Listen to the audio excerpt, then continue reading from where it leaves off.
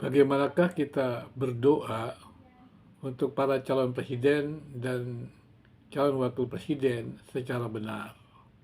Artinya, berdoa untuk mendapatkan kehendak Tuhan mengenai siapakah yang menjadi pemenang pada pemilihan calon presiden dan calon wakil presiden atau pemilihan presiden. Memang kita punya harapan-harapan atau masing-masing kita punya harapan-harapan terhadap calon presiden, dan tentunya bahwa kita juga tidak pungkiri bahwa semua kita juga sudah memiliki dasar mengapa kita punya harapan terhadap calon presiden tersebut kalau mereka menang dan kemudian terjadi perubahan apa. Tapi kita mesti memahami bahwa apa yang diutarakan para calon presiden tersebut itu terbatas.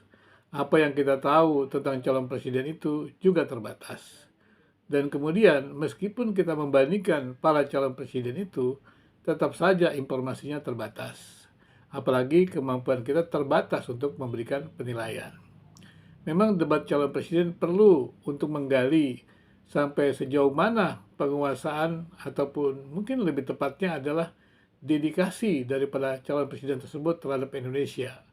Karena pengetahuan untuk memajukan Indonesia tentunya bukan hanya berada pada pengetahuan presiden atau calon presiden. Apalagi kita tahu mereka adalah terbatas dan mereka pada bidang-bidang tertentu. Namanya juga seorang pemimpin. Maka seorang pemimpin itu adalah kemampuan memimpinnya. Dan di samping kemampuan memimpinnya adalah dedikasinya.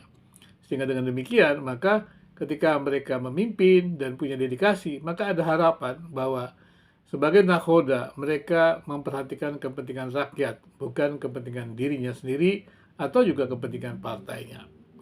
Karena itu, bagaimana kita berdoa? Siapakah yang akan menjadi pemenang atau menjadi calon presiden atau terpilih sebagai presiden dan wakil presiden nantinya pada pemilihan presiden? Kita perlu mengetahui bahwa kita terbatas, maka kita boleh berdoa juga harapan-harapan siapa yang bisa menang. Tetapi kita perlu paham bahwa harapan-harapan kita itu bukanlah sesuatu yang absolut yang harus kita menangkan. Artinya, atau kita paksakan. Kita boleh berdoa, tetapi tidak boleh memaksakan Tuhan.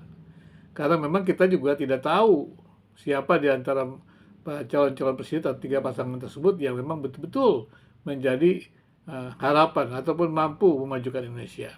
Tapi setidaknya adalah ketika partai-partai politik memilih mereka, maka partai-partai politik itu sudah mengetahui bahwa mereka adalah orang-orang yang mampu untuk memajukan Indonesia. Dan kemudian debat calon presiden juga menolong kita untuk memberikan penilaian siapa yang mampu untuk memajukan Indonesia. Tapi sekali lagi, data dari yang disampaikan oleh calon presiden terbatas, data yang kita miliki dari debat terbatas, dan juga kemampuan kita untuk melihat data itu terbatas. Tapi usaha yang sudah kita lakukan itu penting. Karena itu berdoalah, utarakanlah kepada Tuhan apa yang kita sudah kerjakan untuk mengetahui itu. Doakanlah dengan sungguh-sungguh, memang kalau memang itu merupakan pilihan kita.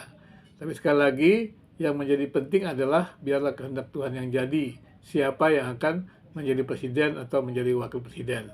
Terlebih dari itu, kita juga mesti percaya bahwa para calon-calon itu memiliki keinginan yang sama, yaitu untuk memajukan Indonesia.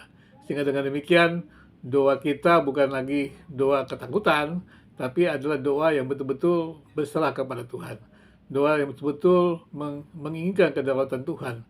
Doa yang betul-betul menginginkan orang-orang yang terpilih adalah orang-orang yang memang dikehendaki Tuhan, mampu memajukan Indonesia, mampu bekerja sama dengan rakyat Indonesia, sehingga dengan demikian kita bisa memajukan Indonesia secara bersama. Kemajuan Indonesia bukan berada pada tangan satu dua orang, tapi kemajuan Indonesia adalah berada pada tangan semua kita. Maka itu ketika rakyat diberikan kedaulatan untuk memilih siapa yang akan menjadi nakhodanya, maka harusnya mereka yang terpilih itu memahami bahwa mereka atau nakhoda itu adalah nakhoda yang menjalankan kehendak rakyat, bukan kehendak individu, bukan kehendak partai. Karena itu berdoalah siapa yang terpilih mengerti tugas dan tanggung jawabnya dengan benar, sebagaimana sudah ditetapkan di negeri ini. Sehingga dengan demikian, Indonesia yang kuat, Indonesia yang unggul akan terus kita nikmati, dalam arti kata kita akan harapkan terjadi dalam Indonesia dan juga dalam pergaulan bangsa-bangsa di dunia ini. Indonesia akan tampil menjadi bangsa, menjadi negara yang bisa memberikan kontribusi besar bagi penguatan perdamaian di dunia ini. Dan untuk itu, pemilu damai menjadi kunci bagaimana kita bisa hadir di tengah bangsa-bangsa untuk menghadirkan perdamaian, menghadirkan kesejahteraan.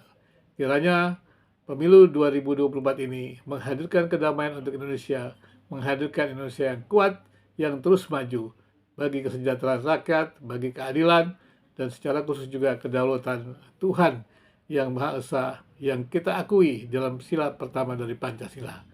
Kiranya kedaulatan Tuhan terjadi dalam setiap doa-doa kita.